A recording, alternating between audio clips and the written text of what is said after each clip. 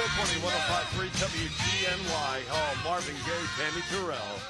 Ain't no mountain high enough. And you know what? Seriously, there really isn't. I'm Bob O. Good Wednesday morning to each and every one of you, getting you over the hump. Just leave it right where you have it with the greatest music ever recorded. Well, I warned you, and he is here. Elder law attorney Richard Shapiro. Richard, good morning. Hi, good morning, Bob. It's great to have you here this morning. You know, I mean, you always have a lot of interesting and valuable information for everyone, especially when it comes down to, well, your last will and testament. You know, I know for a fact that there are listeners out there that are listening right now stating, oh, I don't need to worry about anything with my last will and testament. I filled that out 10 years ago. Yeah, right. Might want to think again about that, huh?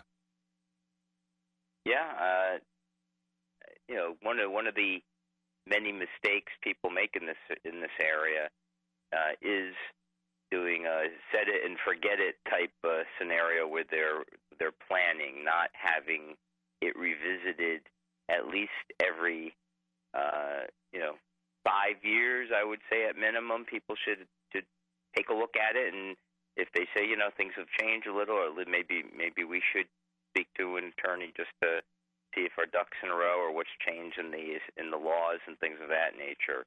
So over the years, those things are going to get stale, no matter what the dispositive instrument is. What age would you say? What's the average age that somebody should start thinking and maybe getting a last will and testament done? Well, the biggest triggering event would be the birth of a child. That's more often not the first thing certainly for a couple or people that are having children. Doesn't have to be a couple anyway. That's you want to ensure you have your guardian designated in your will to, if the God forbid scenario, you pass away when that child is a minor, because otherwise the court's going to appoint whoever they see fit, not whoever you would have seen fit, and it may have been the last person you wanted to be guardian for your child.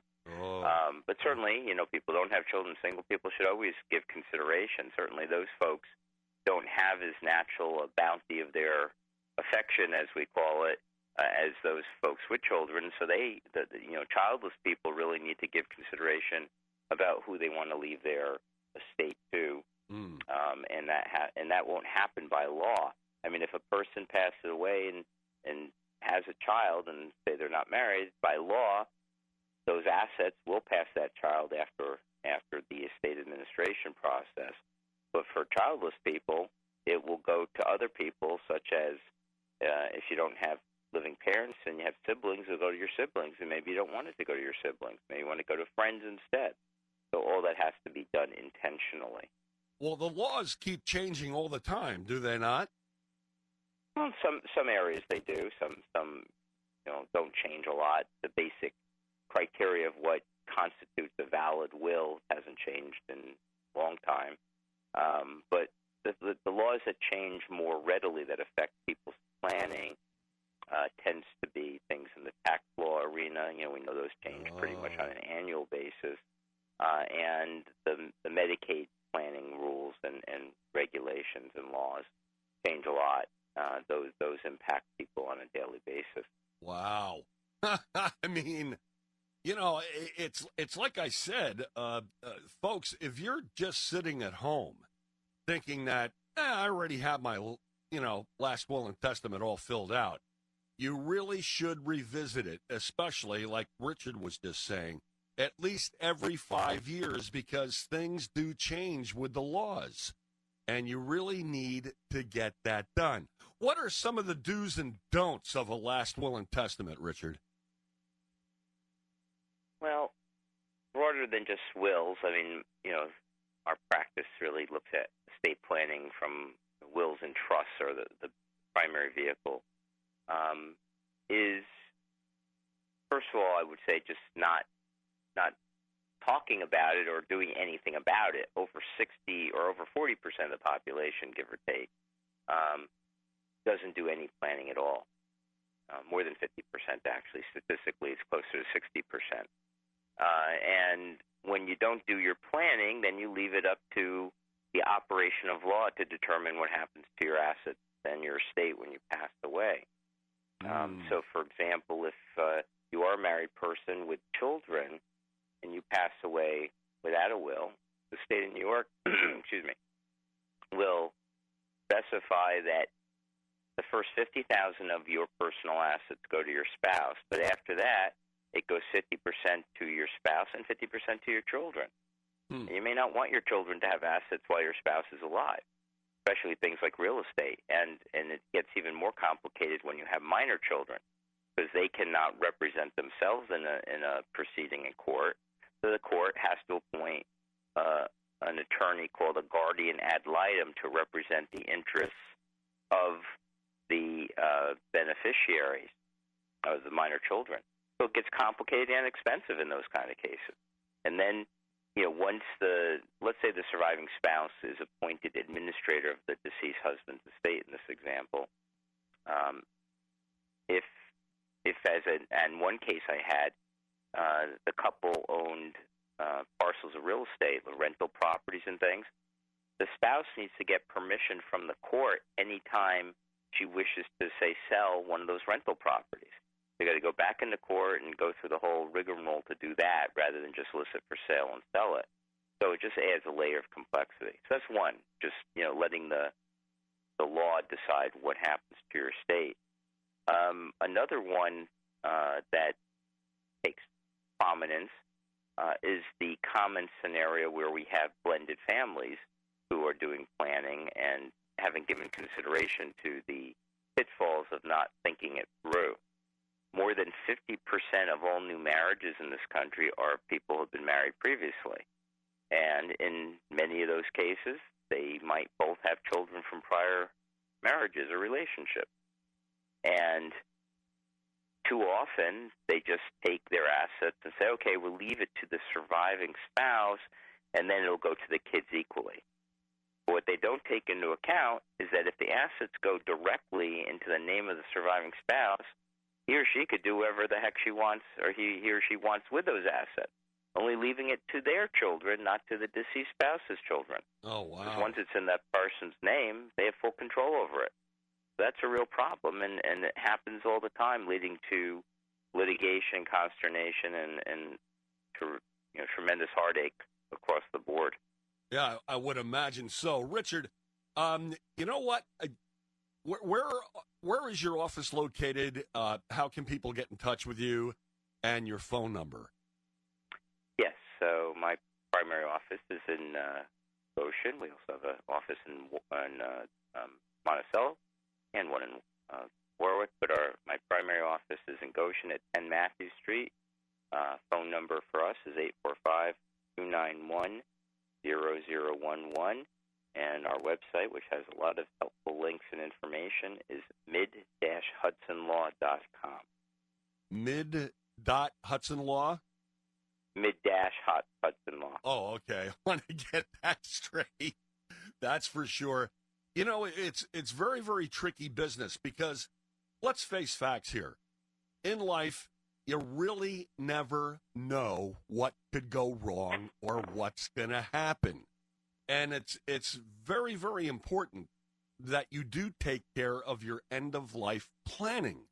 It's very, very important because if you don't, then things could go awry.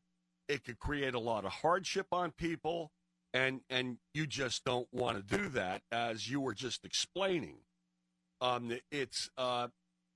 So what are some of the other do's and don'ts in the last will and testament, Richard? Well, from a do's perspective is don't try to do it yourself. There are, of course, enticing tools out there online and such that does allow people to create wills and trusts on their own, and it's tempting to do it. No one wants to spend money, of course. I mean, unnecessarily, or so they think. But if you don't have it done professionally, the risks just amplified significantly of the kind of problems we've been talking about. I mean, another significant don't in this case is don't forget to think about the ownership of your assets in the context of your estate planning. It's essential that your legal documents and your assets align properly. And we've talked about this, I think, previously, but I can't emphasize it enough. Your will can say, I leave everything to my son John and my daughter Sally equally when I die. But wills only control individually owned assets. And so if you start adding a child as a joint owner on your bank account because they live nearby and are going to help you pay your bills or just handle your affairs, as a lot of elderly people are doing, those assets are not going to be governed by the legal instrument, whether it's a will or a trust. And so, in my example, if Sally's the one nearby and she's on the account, those assets solely become hers when mom dies, and John doesn't get any of those assets. Then he's going to see the will, because everything is left equally between my two children. And so he's going to, inquire of Sally what happened to mom's bank account. Yeah, and that's where these fissures often can develop, and litigation can ensue in those cases. Wow. So I'm sure you probably heard the news, and then again, maybe you didn't, about Brian Wilson of the Beach Boys. He has dementia real bad. And so they're seeking a conservatorship for him. And what that means is that somebody is going to take over, I guess paying his bills, correct? Yeah, I mean, when you're alive and deemed incompetent, then in certain states it's called conservatorship. In New York, it's a guardianship that is often the only remedy. Wow, and of course, I guess that could create problems too, right? Oh, without question. Several years ago, I was at a conference, and Casey Kasem, who I'm sure we all know, had fallen into a very similar situation. He was, on his third marriage or something like that, and he lost his competency, and his then current wife basically excluded Casey's children from any of the not only decision making, but basically prevented them from even seeing their father, and isolated him and all those other kind of things. Oh, wow. So the daughters, I think they were both daughters, basically went into court, and there was a big protracted public legal battle about it. Then after their father died, they went to the California legislature and lobbied to get the laws changed to allow children and close family members to at least guarantee them access to their parent to visit and so on, regardless of who the guardian was, unless, of course, the child was shown to be a danger to the parent or something like that. So she spoke, one of the daughters spoke at the conference about her experience with her father. It was quite compelling. Huh. Now, that's really interesting. Richard, can you hang on a bit? I got to take a break, and will you stick around for a while? Surely. Oh, definitely appreciate it. Richard Shapiro, elder law attorney, and this guy knows exactly what it is he's doing.